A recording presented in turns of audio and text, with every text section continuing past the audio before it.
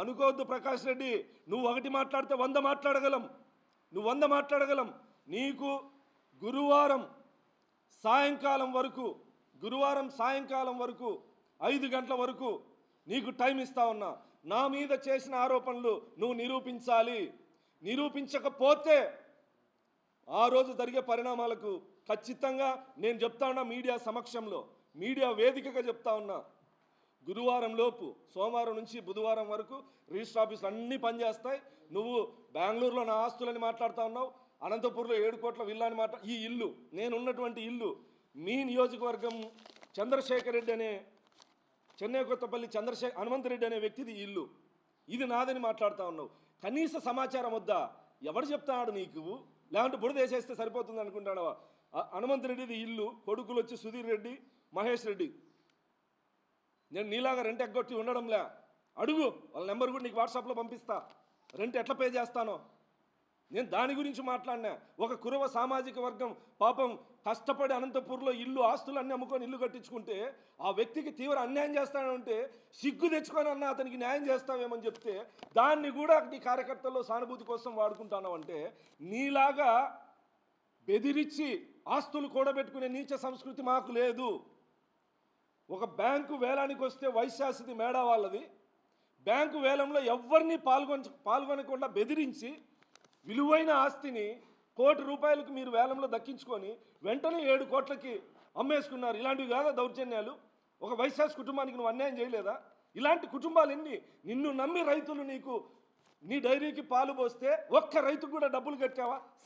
సంవత్సరాలు చెప్పుతో కొట్టేకి ఇళ్ళ దగ్గరికి వస్తే వచ్చిన వాళ్ళకి బలవంతులకి డబ్బులు ఇచ్చావు. కానీ ఇలాంటి నీచ సంస్కృతి ఉన్న నువ్వు మీసాలు తిప్పుకుంటా ప్రెస్ మీట్లో సిగ్గుండాల, కొంచెమన్నా సిగ్గుండాల.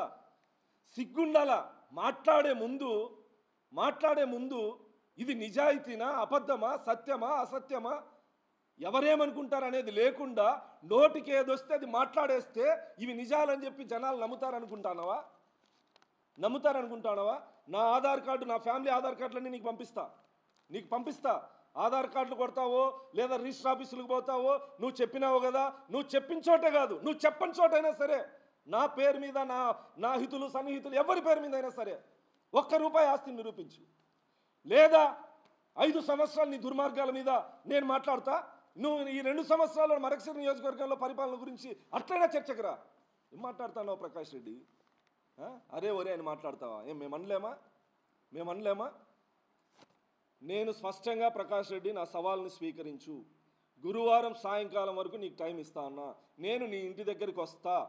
నేను నారా లోకేష్ గారి బినామీని నిరూపించాలి.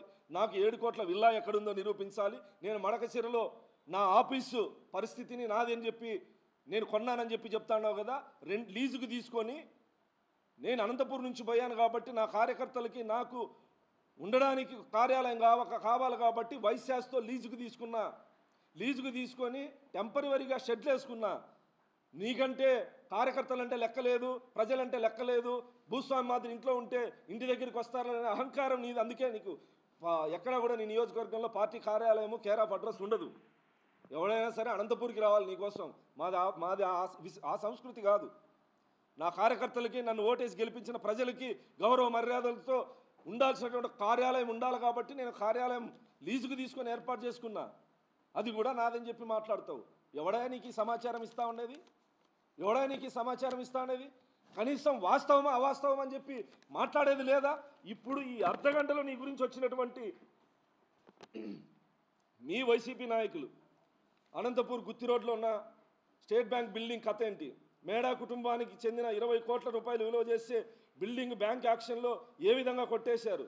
ఆ బిల్డింగ్ ఎక్కడో కాదు, పసుపుల గ్రాండ్. ఇప్పుడు పసుపుల గ్రాండ్ వాళ్ళు డబ్బులు ఇచ్చి కొనుక్కున్నారు. అమ్మా డైరీ సమీపంలో ఎకరం 2 కోట్ల రూపాయలు విలువ చేస్తుంది. 30 ఎకరాల భూమి ఎట్లొచ్చింది ప్రకాష్ రెడ్డి? అంటే ఎమ్మెల్యేలు అందరూ మీలాగే చేస్తారు, ఖచ్చితంగా ఉంటాయని అని అనుకుంటున్నావా? ఇవన్నీ ఇప్పుడు ఈ అర్ధగంటలు వచ్చినట్టు నాకన్నీ. ఇది ఏదో ఇల్లు లేని, బాడీ కట్టలేని పరిస్థితుల్లో ఉన్నానని చెప్తా ఉన్నావు. పాపం ఇంటి రెంటు కట్టలేని నువ్వు రంగరంగ వైభవంగా మీ అన్న కూతురు పెళ్ళెట్లా చేస్తావయ్యా? ఎవని కొంప గుల్చి చేస్తావయ్యా? ఎవడి దయాదాక్షిణ్యాలతో చేస్తావయ్యా? ఒక కుర్రబ సోదరుడికి బాడీ గట్రా స్వామి అని చెప్తే ఇప్పటికీ బీదర్పులు అరుస్తా అన్నావు. మరి మొన్ననే కదా చేసింది పెళ్ళి నువ్వు, నీ అన్న కొడుకుది, నీ అన్న కొడుకు కూతురుది పెళ్లి చేసింది మొన్ననే కదా. ఎన్ని కొంపలు కూల్చి చేస్తేవి అనాలనా మేము? మాట్లాడే ముందు ప్రకాష్ రెడ్డి స్పష్టంగా నా సవాల్, నువ్వు ఏదైతే నా గురించి మాట్లాడినావో అవి నువ్వు నిరూపించాలి. నీకు గురువారం సాయంకాలం వరకు సమయం ఇస్తా ఉన్నా. లేని పక్షంలో నువ్వు నిరూపిస్తే నేను రాజీనామా చేయడానికి సిద్ధం. నువ్వంటే మాట మీద ఉండవు, మీసం తీసేసుకుంటానంటావు, మీసం తీసేసుకోవు. పరిటాల సునీత గారు నా మీద గెలిస్తే మీ ఈసం తీసేసుకుంటానని చెప్పి ప్రగల్భాలు పలుకుతీవి, మీసం తీసేసుకోలే. నేను మాట మీద ఉంటా. నువ్వు నిరూపించు, నేను రిజైన్ చేస్తా.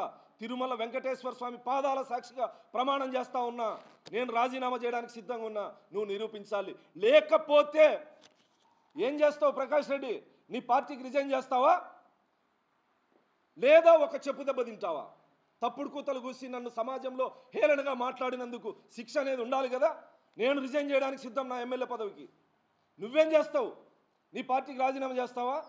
మీసం తీసేసుకునే విధంగా పారిపోతానంటే కుదరదు.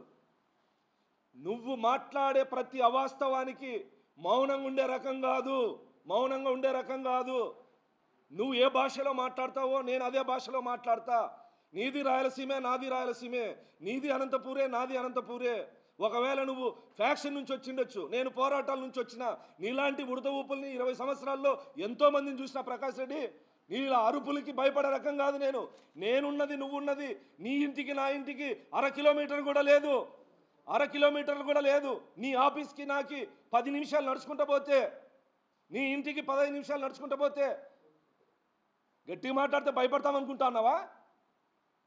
నీ కార్యకర్తలను బెదిరించినట్లు, నీకు ఇల్లు రెంట్కి ఇచ్చే బెదిరించినట్లు, ఈఎంఐ కార్ల కోసం కార్లు తీసుకుపోవడానికి వస్తే బెదిరించినట్లు అందరినీ బెదిరిద్దాం